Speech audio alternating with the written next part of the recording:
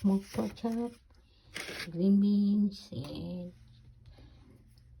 I'm gonna cook as french fries.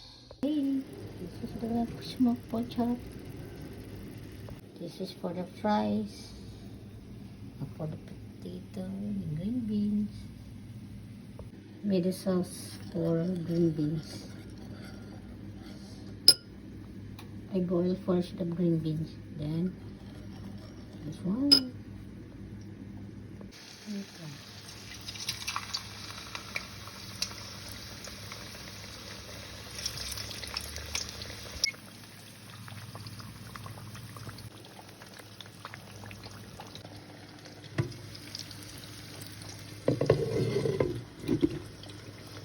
I drain and then I put the sauce.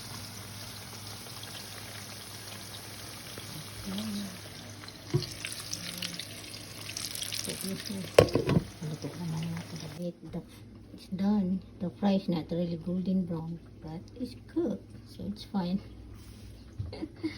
This is for my husband. Thank you guys for watching. Bye bye. Let's have dinner.